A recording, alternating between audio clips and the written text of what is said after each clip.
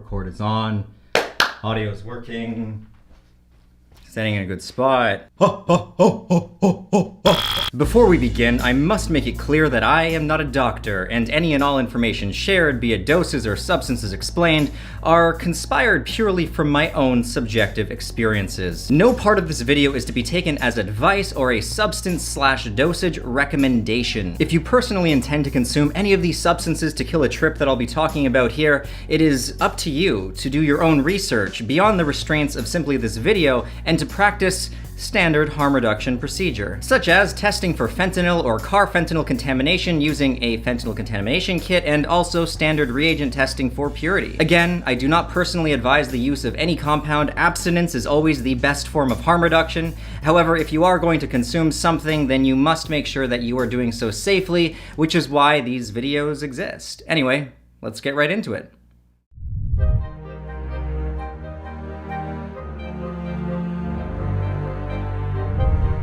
As the name suggests, a trip killer is any compound taken with the intent to end a psychedelic experience. The most common and effective trip killers being benzodiazepines as well as antipsychotic medication. However, there are other options available. I will be covering a non-exhaustive list of which compounds can be used, which doses they're effective at, and also what the effects may be when taken at certain doses at certain times of the trip.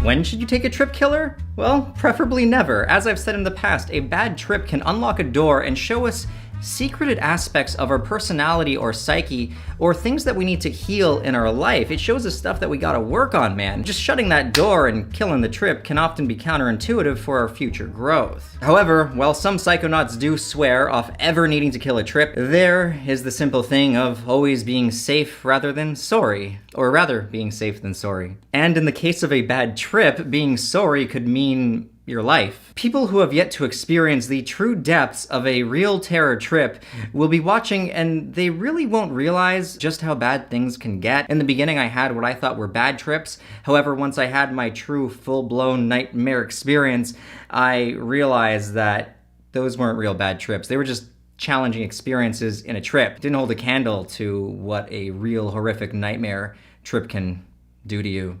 If one finds themselves trapped in such dread, then it will most definitely be in their best interest to take a trip killer to potentially and hopefully snap them out of it and bring them back to reality, because as I stated before, the end result could be their life.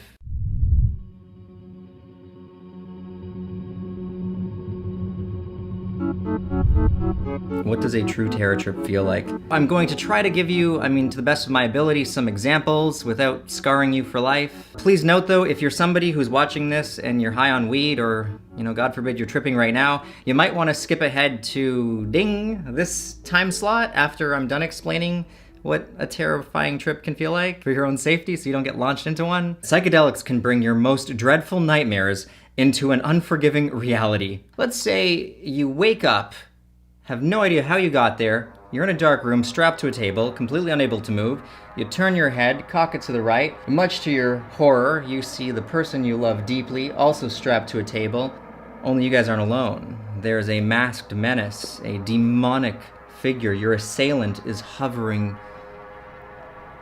maliciously above their body, holding a shiny steel knife, and you watch in absolute terror as they slide the knife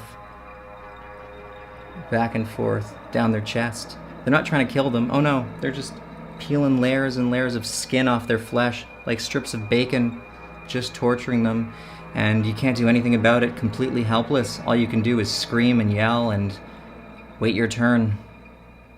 Freaky examples aside, what I'm trying to do is get you guys to picture what it would feel like to experience that impending doom, I'm stuck in a nightmare type vibe, because that's what a bad trip is. It feels like you're living through your absolute worst fears and nightmares, but they're real. And at first you don't believe it. At first, sometimes you're even able to say, hey, I'm just in a psychedelic trip here, it's gonna end. But then as the effects intensify, it can reach a point where you no longer have any recollection of even taking a drug, where you're completely convinced that your hallucinations are reality and that there's no escape. And this is the state that people can get in when they decide to end their life during a trip. Because you see, when you're tripping, time doesn't behave in a linear fashion. Like right now, I know that time goes forward. It works in seconds. 1 second, 2 seconds, 3 seconds. I know that at a time I'm going to turn this camera off, be done this video, move on to editing. I can see future events conspiring in my mind, and I can see them turn to reality. In a trip, time doesn't feel the same way, especially when you're trapped in these nightmare experiences in your reality. And reality is a subjective thing here, guys. Well, you've been being tortured, or you've been in this nightmare for an infinite amount of time. Hell, perhaps you've tried killing yourselves to end it. Perhaps you're just passing it on the floor to everybody else, but to you, in your experience, you're going around and killing yourself with the knives. You're the assailant. You're in your own personal hell here, and you think you've died 100,000 times. Unknown to you, when you do wake up, you're still convinced that you're just in another nightmare, and then you do take a knife for real and end your existence. Well, you wouldn't know any better. Sounds absolutely dreadful, doesn't it, guys? I'm not trying to seem insensitive here, but this is a reality that happens, and everybody watching just needs to truly understand the depths of terror that you can experience on these psychedelics so that you can get it out of your head that trip killers are something you don't need. It should be part of every psychonaut's trip kit. They should be used in emergencies and only in the absolute worst case scenarios. They shouldn't be overused or, glorified by any means. But a trip killer is absolutely necessary simply because you don't always know how a trip's going to turn out. Tripping can be extremely unpredictable, and something could happen during your experience, something that causes a great deal of anxiety that you didn't foresee ahead of time, and then you might need to take a trip killer.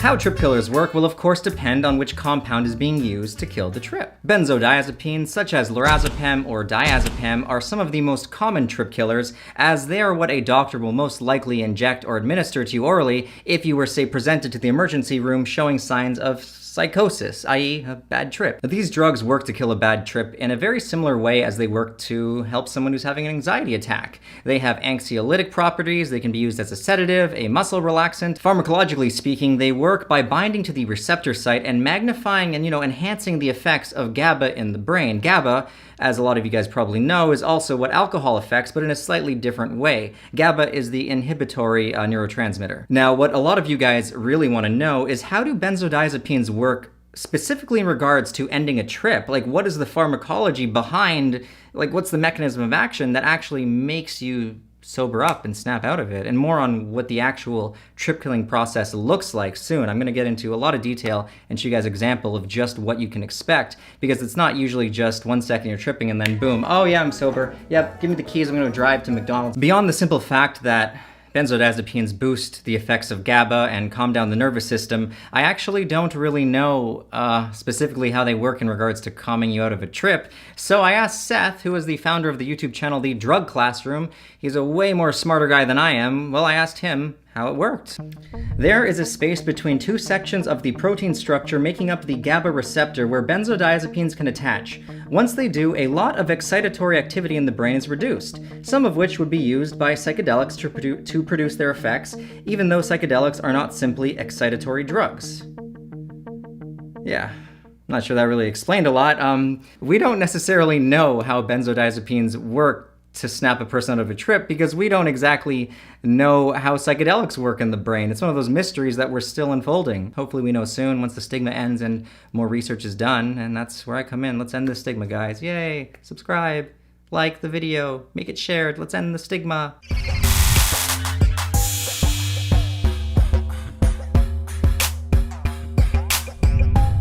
First, I'm going to detail the most popular trip killers, which are, as I already stated, benzodiazepines. While any member of the benzodiazepine family will work to kill a trip, there are some that are more popular than others, and those would be lorazepam, also known as Ativan, diazepam, also known as Valium, Xanax, also known as alprazolam, and also Klonopin, also known as clonazepam. Now, while all of these will work to calm down the effects of a bad trip or just any trip in general, there are some differences which I need to make note of. Being lorazepam and and Xanax, alprazolam, are going to be the most fast-acting, depending on which sources you read, but most people do agree that alprazolam is the most fast-acting. However, it's also the most short-lasting, with effects ranging anywhere from 4 to 6 hours, whereas lorazepam can last 8 hours, and diazepam is the most long-acting of the bunch, which can go on for 12 plus hours. Now, as for my own personal subjective experiences, I have the most experience with lorazepam and diazepam. I've tried all of them, but those are the two that I've used the most to snap me out of a trip. Sounds like that's all I do, huh? Like, how many times have you actually used a trip killer, Adam? For me personally, in comparative dose to effect ratios, I have found that lorazepam is the most effective for not only killing a trip, but also just for putting me to sleep. Diazepam, on the other hand, works great for getting me out of, say, like a nasty thought loop, but it also still tends to keep some of the psychedelic aspects alive. It'll snap me out of like the deep headspace, but yeah, at least I still get to look at those pretty colors, making diazepam kind of a preferable choice, in my opinion. Now, I don't know what all this shit is about people saying that diazepam takes forever to take effect. All that I would do is just chew it and rub it under my tongue so it absorbed sublingually, and that was enough to make the diazepam come on in like, I don't know, 15, 25 minutes. That's all you really gotta do, guys, is just chew it and make sure it absorbs in your mouth. And boom, bingo, you're ready to go lay down on the couch and pass out and forget that you even took a psychedelic.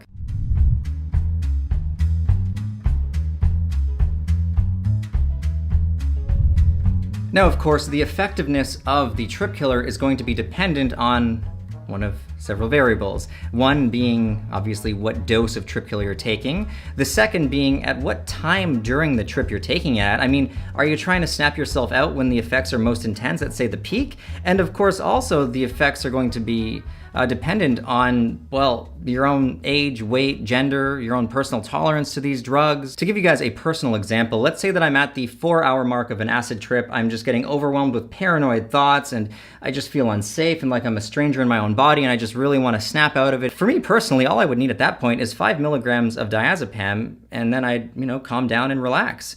Comparatively, that's something like 0.5 milligrams of lorazepam or 0.5 milligrams also of Xanax, of alprazolam.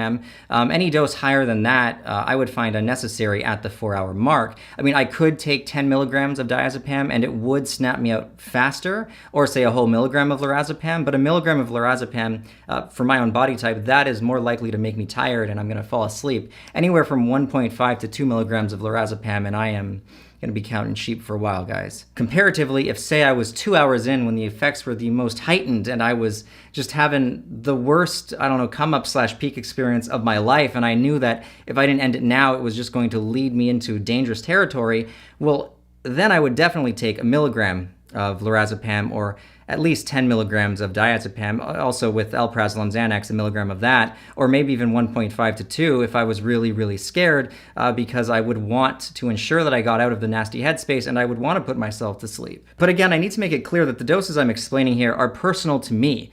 You can't look at my doses and think that it'd be the same for you. Everyone is going to be different, and the real only way to know is through your own personal experiences. Now, as I already stated, you need to know that a trip killer does not produce an instant effect. I mean, obviously you gotta wait for the drug to take effect, but even once it takes effects, the effects aren't usually instant unless you fall asleep. So that being said, what I'm going to do now is I'm going to give you kind of like a live reenactment experience, a step-by-step walkthrough of what you can expect when you take a trip killer, around the average time that people take it. Step 1. 3 hours after dosing, the acid enters terror territory, and I begin to lose my shit and panic. Step 2. To end the trip quickly, I chew 1 milligram of lorazepam and slush it around my mouth so that it hopefully absorbs as fast as possible. Step 3. The placebo effect takes hold the second I swallow my saliva, and I start to feel calmer because of the mere fact that I know the trip is going to end soon. Never underestimate that placebo effect. Step 4. 15 to 25 minutes later, I notice an all-encompassing wave of relaxation has washed over me. And if I was previously pacing, I now feel the need to slouch across the couch and rest my eyes. Step 5. 30 to 45 minutes after taking the trip killer, I begin to notice the visuals have either begun to diminish or they have hit a standstill, and it seems the previous waves of intensity have leveled into a mellow static, and any lingering feelings of panic have been replaced with a calm reassuredness that all is going to be okay. Step 6. 1 hour after taking the trip killer, I noticed the visuals have substantially died down, alongside my psychedelic headspace, and I begin wishing I never took the trip killer, because had I felt this calm without its help, the experience would have actually been enjoyable. I'm feeling regret. Step 7. 2 to 3 hours after ingesting the trip killer, I feel virtually sober and I'm either already asleep by this point, or the extent of psychedelic effects are slight lingering visuals, such as an increase in visual acuity or shit looks brighter. But for the most part, 2 to 3 hours after taking the benzo, I am feeling sober and probably emotionally plus physically exhausted. And most importantly, I'm not dead, I'm alive, and I'm here to see another day.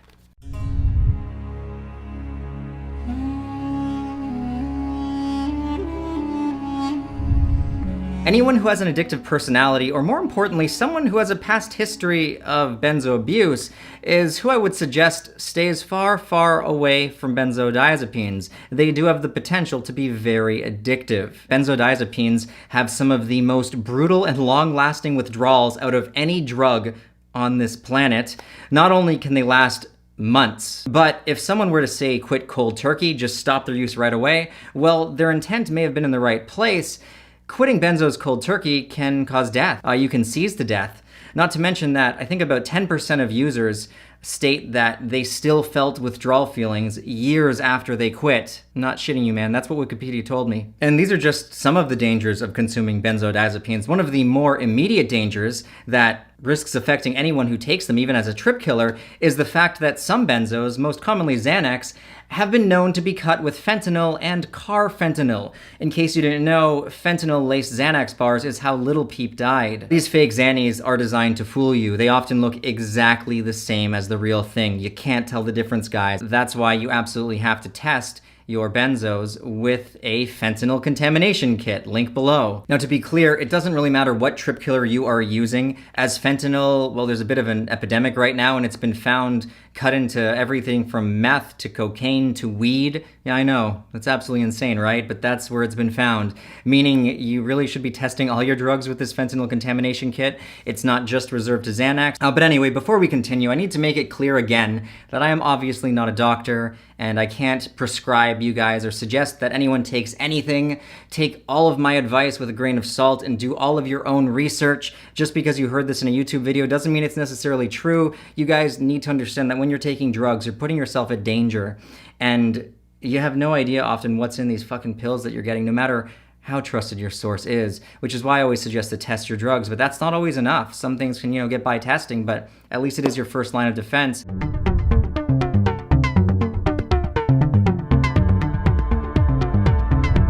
The second most effective, albeit less popular way to end a trip is with the use of antipsychotic medication. Antipsychotics are compounds such as Seroquel and Zyprexa, which are commonly prescribed for schizophrenia and also to treat various mental disorders such as bipolar and even severe depression. Pharmacologically, they work as a serotonin and dopamine antagonist, among other things. And to be clear, this is something that I don't have any personal experience with. How they work to specifically end a psychedelic trip is again not fully understood, but I will explain to you what we do understand or what some people believe. Some people believe because they block action at the serotonin receptor site, the 5-HT2A1, that in turn stops, say, something like LSD from being effective, because LSD primarily works on the 5-HT2A receptor site. So it kind of comes in and I guess I'm just guessing here, tells the acid to fuck off and pushes it away. I don't know. I'm making that shit up just to be clear. But that's what people believe. It's because they work on the same part of the brain that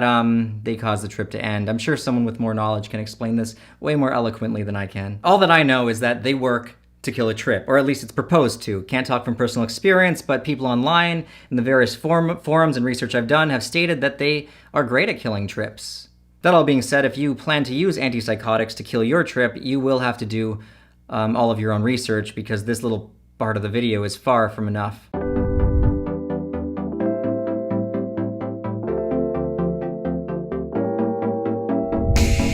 Now, there's going to be a lot of people who watch this video and they're gonna wish that they had access to benzos. I mean, not everyone can get their hands on benzodiazepines, so what they're gonna be thinking is, are there any legal substitutes that you could recommend that might work in the same way or similarly to kill a trip if I can't get diazepam, but I can somehow get acid. Anyway, for this reason, I will mention as a courtesy some of the alternative chemicals that people have used with varying success to kill trips, even if I don't have any experience with these myself. The first one is a research chemical called etizolam. I think I'm saying that right, etizolam. This substance is a thionodiazepine, I think I said that one right, which is closely related to benzodiazepines, and as such, reports suggest that it is effective in killing a trip. Now, this is a research chemical, meaning that it's available in many countries through this loophole, this like legal gray area. However, it also means that there's not a lot, if any, human trials on the substance, so you got to use it at your own risk. However, this is a popular alternative that people like to use. My research suggests that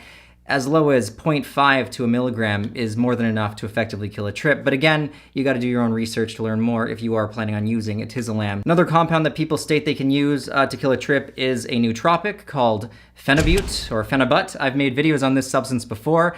Now, it does work on GABA, just, the same way as benzos work on GABA, but it's slightly different. It's closer related to how, say, GHB or alcohol works on GABA. And now, the problem with using this as a trip killer is the fact that after ingestion, it can take 2 to 4 hours for phenibut to take effect. Last time I checked, when you need to end a bad trip, it's usually with some urgency. I feel like killing myself, but yeah, we'll just wait 2 to 4 hours. I'll be good. However, some people have stated that it's worked for them. Now, I should also note that in my research of phenibut to kill a trip, I have found what appear to be 2 separate people stating that when they consumed phenibut with 2CB, it gave them a seizure. More research is needed, but that alone scared me away from ever taking it with a psychedelic. So I thought I'd just include that, even though maybe there was no correlation with it. I don't know. I'm just including all the research that I know, because if I was a viewer, I would appreciate knowing that information. Another potential trip killer, this one I believe is prescription based, but I also have to mention it, are antidepressants such as, what was it called? Trazodone. That's right, trazodone. There's so many damn names to remember making these videos. Now, this is something else that I have no personal experience with, just a little bit of research online. The extent of my understanding as to how trazodone can kill a trip was reading a report on, I think it was the Shroomery. I'll include a link below. Now, this does make me wonder if other antidepressant-like drugs, like more commonly prescribed ones, could also be used to kill a trip. I've heard people state that this is possible. Again, I have no knowledge of this, so if you, say, have access to antidepressants and you want to see if they'll kill a trip, do your own research. I would say it's doubtful, and you're best off sticking to the tried, tested, true ones, which are really just benzos. They're going to be easier to get than antipsychotics for most people, because the last thing you want is an ineffective trip killer. You want to know for sure that it's going to work. Now, the forum post I read about the whatever, the guy, he was pretty adamant that it worked, so maybe that's one of the only ones that does work. I don't know. And finally, some people do claim that alcohol can work to kill a trip. I understand the connection, works on GABA, although slightly differently. Now, I would have to raise some opposition to this notion. Just for the body effects, LSD makes you much more in tune with your own body, and while I have been guilty in the past of, say, taking a shot or two before tripping as a way to calm me down, now this I can say works, it was unfortunately always regretted, because as I became more in touch with my body, I could feel like the alcohol making its way down my small and large intestines, and it felt like it was burning inside me. It was not a pleasant feeling. For those reasons, I can't advise using alcohol. It's also arguable if it would really kill a trip. It might actually just make your trip start getting real fucking weird and confusing. It could cause more paranoia, in my opinion, so I would avoid it.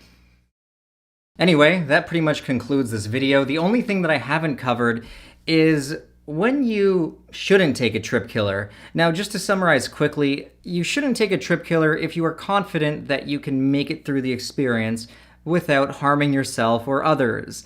If you're freaking out, but you've been practicing meditation and you know that you can just sit down, cross your legs, throw on some relaxing music, and just breathe through it, then you shouldn't take a trip killer. You should actually try to work through the feelings, because as stated, sometimes psychedelics show us some really uncomfortable parts of our psyche or life that need healing, or that we need to become aware of in order to fix them in our everyday reality. They've helped me heal countless times, and had I taken a trip killer, the healing would have never taken place. Now, I'd also like to say that just meditation alone is a fantastic tool. It's kind of like an anti-needing trip killer tool, because if you are proficient in meditating, if you have primarily the discipline to do it. If you have the discipline to do stuff you don't like even work out, then that alone is a preemptive measure against ever needing a trip killer. I found that once I started getting disciplined to exercise again, which has been recently, I feel fucking fantastic, guys. Exercising is like a great mood booster. Well, I found since I did that, I was able to work through a lot more of the negative headspace that, say, LSD could cause, just because I had the discipline in my everyday life to do shit I didn't like doing. It transferred over to the trips, so I had the discipline to just sit there and breathe without panicking.